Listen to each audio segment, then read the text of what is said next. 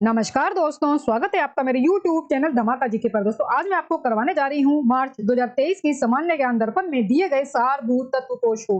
दोस्तों सारभूत तत्व कोश में विभिन्न विषयों से प्रश्न दिए जाते हैं जो एग्जाम रिलेटेड ही होते हैं। दोस्तों वीडियो अच्छा लगे तो प्लीज वीडियो को लाइक और शेयर जरूर करें और मेरे YouTube चैनल धमाका जीके को सब्सक्राइब जरूर करें, जिससे आगे भी आपको मेरी एग्जाम रिलेटेड वीडियो मिलती रहेंगी। चलिए दोस्तों वीडियो शुरू करते हैं। दोस्तों पहला विषय हमारे पास दिया गया है भारतीय इतिहास एवं संस्कृति से संबंधित प्रश्नों का। तो इसका पहला प्रश्न है, भारतीय पुरातत्व शास्त्र का पितामह किसे कहा जाता है? तो इसका आंसर है सर अलेक्जेंडर कनिंघम को। दूसरा प्रश्न है, दशराज युद्ध का वर्णन त्रिगवेद के किस मंडल में मिलता है? त्रिगवेद के 7वें मंडल में मिलता है। मौर्य सम्राट अशोक के किस अभिलेख को रानी का अभिलेख कहा जाता है? कौशाम्बी अभिलेख को। बाण भट्ट किस सम्राट के दरबारी कवि थे? हर्षवर्धन के। पांचवा प्रश्न है, पाल वंश का संस्थापक गोपाल 750 ईस्वी था। इस वंश की राजधानी कहाँ थी? मुंगेर। किस शासक के शासनकाल में महमूद गजनवी ने सोमनाथ 1025 ईस्वी पर आक्रमण किया था? भीम प्रथम के। किस सुल्तान ने घोड़ा दागने एवं सैनिकों के हुलिया लिखने की प्रथा शुरू की थी? अलाउद्दीन खिलजी ने। राजसी तांगड़ी, तालीकोट या बन्नी हट्टी का युद्ध कब हुआ था? 1565 में। मीराबाई का जन्म 1498 ईस्वी में कहाँ हुआ था? चौकारी मेड़ता जिला में। चौकारी मेड़ता जिला में। लाडली बेगम अफगान एवं मेहरुनिसा नूरजहां की पुत्री थी, जिसका विवाह जहांगीर के किस पुत्र से हुआ था? शहरयार से। दोस्तों अब आगे हमारे पास राष्ट्रीय स्वतंत्रता आंदोलन से संबंधित प्रश्नों का 11वां प्रश्न है, मेरठ के किस पैदल टुकड़े ने 10 मई 1857 को 1857 की क्रांति की शुरुआत की थी? इसका आंसर है 20 NI। लंदन में किस वर्ष श्यामजी कृष्ण वर्मा ने इंडियन होम रूल सोसाइटी की स्थापना की थी? सन 1905 में। सचिन चंद्र सान्याल ने 1924 में किस स्थान पर हिंदुस्तान रिपब्लिक एसोसिएशन की स्थापना की थी? कानपुर में। किस आंदोलन के दौरान पठान सत्याग्रहियों पर गोली चलाने से गढ़वाल राइफल्स ने इनकार कर दिया था? सविनय अवज्ञा आंदोलन में। सविनय अवज्ञा आंदोलन में। किस दिन भारत विभाजन की माउंटबेटन योजना प्रकाशित की गई थी? 3 जून 1947 ईस्वी को। कांग्रेस ने किसकी अध्यक्षता में भारत छोड़ो आंदोलन प्रस्ताव पारित किया था? मौलाना अब्दुल कलाम आजाद की अध्यक्षता में। भगत सिंह एवं बटुकेश्वर दत्त ने जब सेंट्रल लेजिस्लेटिव असेंबली में बम फेंका 8 अप्रैल 1929 ईस्वी को, तो उस समय असेंबली का अध्यक्ष कौन था? विठल भाई पटेल। गोरखपुर जिले के चौरी चौरा नामक स्थान पर किस दिन असहयोग आंदोलनकारियों ने क्रोध में आकर थाने में आग लगा दी, जिसमें एक थानेदार समेत 21 पुलिसकर्मी मारे गए थे? इसका आंसर है 5 फरवरी 1922 में। 5 फरवरी 1922 में। महात्मा गांधी ने पहली बार भूख हड़ताल कब की थी? अहमदाबाद मिल मजदूरों की हड़ताल जब की थी 1918 ईस्वी में। महाराष्ट्र से महत्वपूर्ण क्रांतिकारी पत्र काल का संपादन किसने किया था? परांजय ने। दोस्तों आगे हमारे पास भारतीय राज्य व्यवस्था एवं संविधान से संबंधित प्रश्न 21वां प्रश्न है ये, संविधान सभा की प्रारूप समिति के अध्यक्ष कौन थे? डॉक्टर भीमराव अंबेडकर। भारतीय संविधान की प्रस्तावना की भाषा किस देश के संविधान से ली गई है? ऑस्ट्रेलिया से। भारतीय संविधान के किस अनुच्छेद में लोक नियोजन के विषय में अफसर की क्षमता का उल्लेख या वर्णन है? तो आंसर है अनुच्छेद 16 में। कौन से राष्ट्रपति ऐसे बने जो पूर्व में 2 बार उपराष्ट्रपति पर रहे हैं? तो आंसर है इसका डॉक्टर S राधाकृष्णन।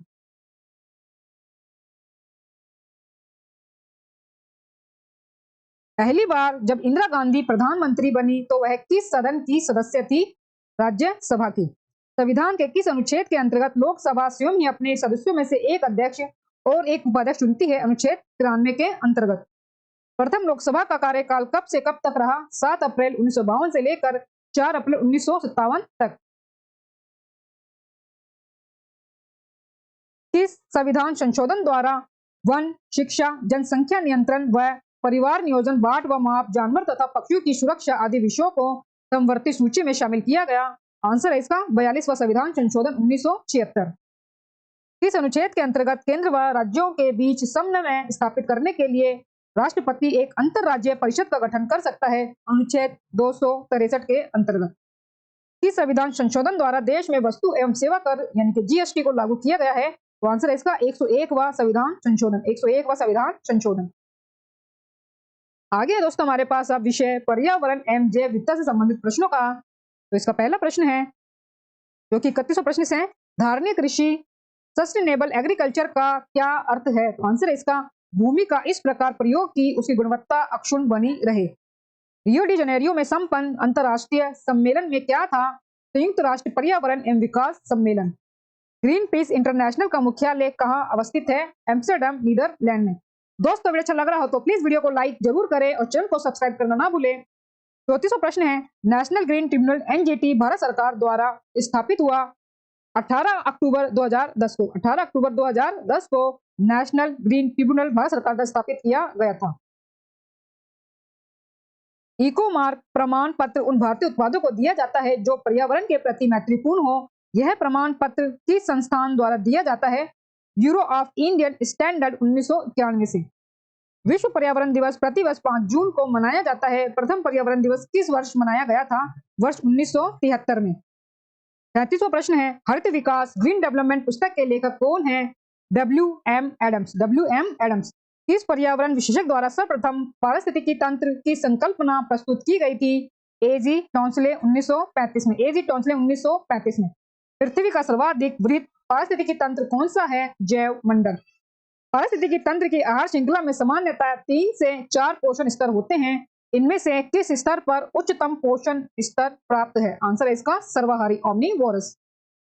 दोस्तों आइए हमारे पास जलवायु परिवर्तन एवं आपदा से संबंधित प्रश्न। तो पहला प्रश्न है इसमें 41वां प्रश्न जो शुरू है, विश्व का सबसे बड़ा कार्बन नेगेटिव देश किसे माना जाता है? भूटान को। आप जरूर याद रखें। चिपको आंदोलन 1973 में गढ़वाल हिमालय क्षेत्र में किन के नेतृत्व में आयोजित हुआ था? श्रीमती गौरा देवी, चंदी प्रसाद भट्ट, सुंदरलाल बहुगुणा।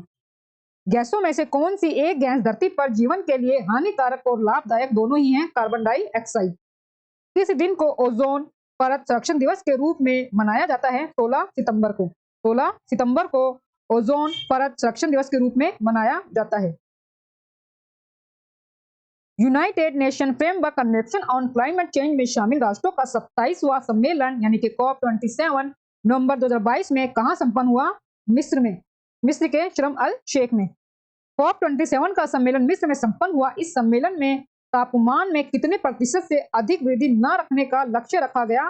तो यह है 1.5 डिग्री सेल्सियस से अधिक न बढ़ने का लक्ष्य रखा गया। ये भी आप जरूर याद रखें। प्रसिद्ध टाइटलर पुरस्कार किस क्षेत्र में दिया जाता है? तो इसका आंसर है पर्यावरण सुरक्षा में। पर्यावरण सुरक्षा में टाइलर पुरस्कार जो है वो दिया जाता है। ग्लोबल 500 पुरस्कार किस क्षेत्र में दिया जाता है? पर्यावरण प्रतिरक्षा के लिए। सतत विकास लक्ष्य 2022 के सूचकांक में भारत का कौन सा स्थान रहा है? 121वां। ओजोन परत के क्षरण के लिए कौन सी गैसें उत्तरदायी हैं? तो आंसर है इसका CFC, halogens, nitrous oxide, trichloroethylene. दोस्तों आगे हमारे पास भारत एवं विश्व का भूगोल से संबंधित प्रश्न। 51वां प्रश्न है, किस देश को गोल्ड कोस्ट के नाम से जाना जाता है? घाना को। किस देश को यूरोप का भारत कहा जाता है? यूरोप का भारत कहा जाता है क्योंकि यह भी भारत की तरह कृषि प्रधान देश है। इटली को। तो इटली को यूरोप का भारत कहा जाता है। अरब रेगिस्तान में बहने वाली गर्म एवं शुष्क हवा क्या कहलाती है? सिमुम। वेददास जनजाति किस देश में पाई जाती है? श्रीलंका में। भारत व चीन की सीमा को मैकमोहन रेखा कहते हैं। यह रेखा कब निर्धारित की गई थी? सन 1914 में।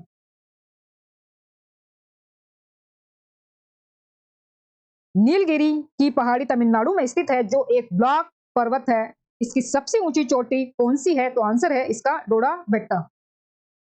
मालदीव एवं मिनिकॉय के मध्य कौन सा चैनल स्थित है? 8 डिग्री चैनल। सबसे पहला सफल आधुनिक सूती कपड़ा कारखाना 1854 ईस्वी में बंबई में किसके द्वारा खोला गया था? कावासाजी डाबर। कावासाजी डाबर। भारत में रेल इंजन निर्माण का सबसे पुराना कारखाना कौन सा है? इसका आंसर है चित्तरंजन लोकोमोटिव वर्कर्स, पश्चिम बंगाल में 26 जनवरी 1950 को जो स्थापित किया गया था। भीतरकनिका नेशनल पार्क किस राज्य में स्थित है? यहाँ मैंग्रोव वनों की कई प्रजातियां पाई जाती हैं उड़ीसा में। दोस्तों आगे हमारे पास विषय है भारतीय अर्थव्यवस्था से संबंधित प्रश्नों का और 61वें प्रश्न से है, केंद्रीय सांख्यिकी संगठन CSO का गठन कब किया गया था जो कि भारत की राष्ट्रीय आय की गणना करता है?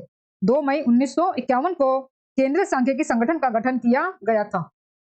62वां प्रश्न दोस्तों, किस अर्थशास्त्री ने 1981 में अमेरिकन इकोनॉमिक एसोसिएशन में बोलते हुए हिंदू वृद्धि दर का सर्वप्रथम प्रयोग किया था प्रोफेसर राजकृष्ण ने।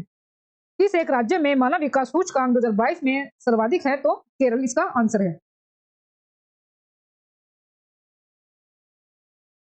भारतीय अर्थव्यवस्था में कौन सा उद्योग कृषि के बाद दूसरा सबसे बड़ा उद्योग है? कपड़ा उद्योग। ये भी आप जरूर याद रखें कि भारतीय अर्थव्यवस्था में जो कृषि है उसके बाद जो दूसरा सबसे बड़ा उद्योग है वो कपड़ा उद्योग आता है। 14वें वित्त आयोग ने केंद्र की निवल कर प्राप्ति में से कितने प्रतिशत राज्यों को आवंटित करने की सिफारिश की है? 42%। तो राज्यों को 42% दिया जाएगा केंद्र की निवल कर प्राप्ति के अंतर्गत में से। आयकर अधिनियम की धारा 88 के अंतर्गत कर छूटों को समाप्त करने की अनुशंसा किस समिति ने की थी? केलकर समिति ने। National stock exchange of India की स्थापना 1992 में किस समिति की सिफारिश पर हुई थी? पेरवानी समिति। देश में कब 5 क्षेत्रीय ग्रामीण बैंकों की स्थापना की गई? 2 अक्टूबर 1975 को। 2 अक्टूबर 1975 को देश में 5 क्षेत्रीय ग्रामीण बैंकों की स्थापना की गई थी। भारतीय लघु उद्योग विकास निगम यानी कि सिडबी की स्थापना कब की गई? 1990 में। बाहर किस देश की विधिक या कानूनी मुद्रा है? थाईलैंड की। दोस्तों आगे हमारे पास सामान्य विज्ञान एवं तकनीकी से संबंधित प्रश्न 71वां प्रश्न है। आलू, मूली, भिंडी तथा शकरकंद में से कौन एक फल है? आंसर है इसका भिंडी। तो भिंडी एक फल है। रेशम का कीड़ा यानी कि सिल्क वॉर्म अपने जीवन चक्र के जिस चरण में वाणिज्यिक तंतु यानी कि फाइबर ऑफ कॉमर्स पैदा करता है वह है कोशित यानी कि पूपा। चट्टान पर उगने वाले पादप क्या कहलाते हैं? शैलोदविद। मनुष्य शरीर में खून की शुद्धिकरण की प्रक्रिया को क्या कहते हैं? डायालिसिस। दुग्ध प्रोटीन को पचाने वाला एंजाइम कौन सा है? रेनिन। फूलों के अध्ययन को कहते हैं एंथोलॉजी। बीमारी पता करने के यंत्र एमआरआई का मतलब क्या होता है? तो magnetic resonance imaging. Magnetic resonance imaging इसका फुल फॉर्म है। जब चींटियां काटती हैं तो वे अंतःक्षेपित करती हैं फार्मिक अम्ल को। तो फार्मिक अम्ल हमारी बॉडी के अंदर डाल देती हैं। किस दिन को डायबिटीज दिवस के रूप में मनाया जाता है? 14 नवंबर को। तो 14 नवंबर को विश्व मधुमेह दिवस मनाया जाता है। आईसी चिप बनती है सिलिकॉन से। दोस्तों आगे हमारे पास बाल विकास एवं शिक्षा शास्त्र से संबंधित प्रश्न 81वां प्रश्न है।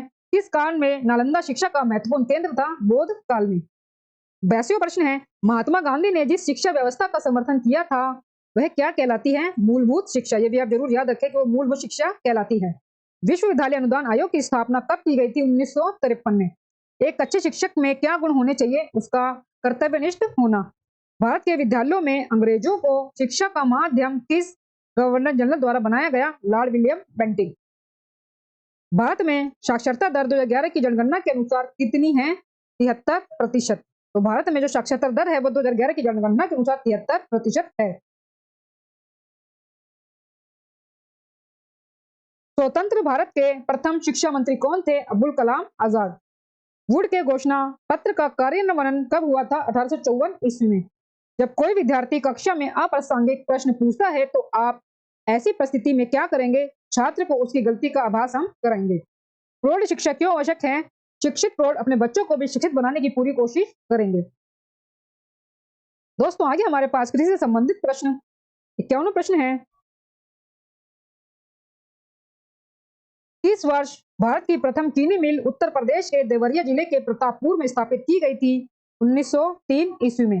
तो भारत की जो प्रथम चीनी मिल है वो उत्तर प्रदेश के देवरिया जिले के प्रतापपुर में 1903 ईस्वी में स्थापित की गई थी। हरित क्रांति में प्रयुक्त मुख्य पादप फसल थी मैक्सिकन गेहूं। जया, पद्मा एवं कृष्णा उन्नत किस्में किस फसल की हैं? धान की। शक्तिमान 1 और शक्तिमान 2 अनुवांशिक परिवर्तित फसलें हैं मक्का की। धान की खैरा बीमारी के लिए प्रयोग किया जाता है जिंक सल्फेट का।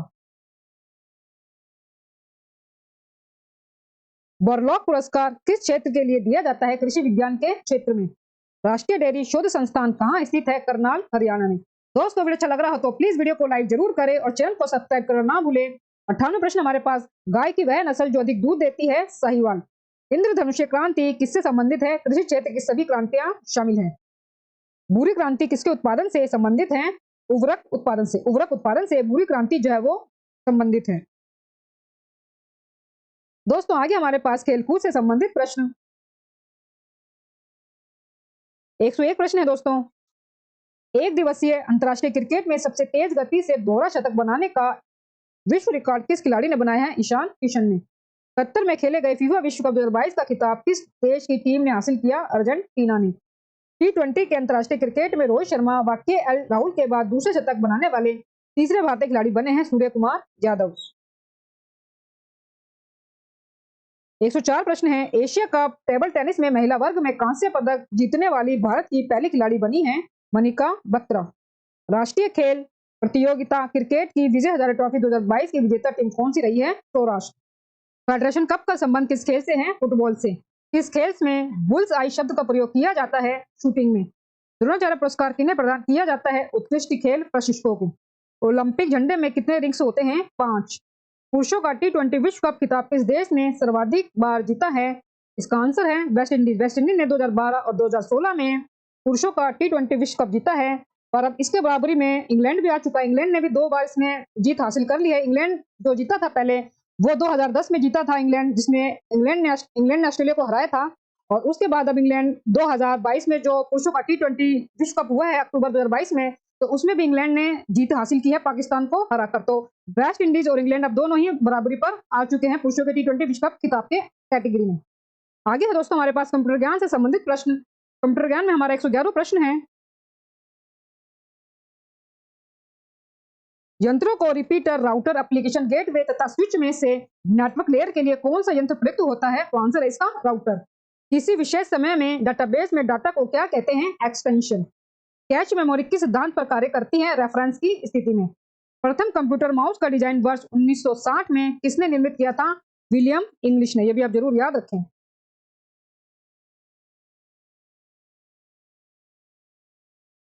यूएसबी संग्रह युक्ति का कौन सा प्रकार है? द्वितीयक। रोम में स्टोर किए गए प्रोग्राम क्या कहलाते हैं? फर्मवेयर। इंटरनेट टेक्नोलॉजी में प्रयुक्त शब्द यूआरएल का क्या अभिप्राय है? यानी कि इसका फुल फॉर्म जो है वो क्या है? Uniform resource locator. Uniform resource locator वह कौन सा प्रोग्राम है जो प्रोग्रामों को मेमोरी में रखता है और उन्हें निष्पादित करने के लिए तैयार करता है? तो इसका आंसर है लोडर। तर्क संगत त्रुटियों के विलोपन की प्रक्रिया को क्या कहते हैं? डीबगिंग।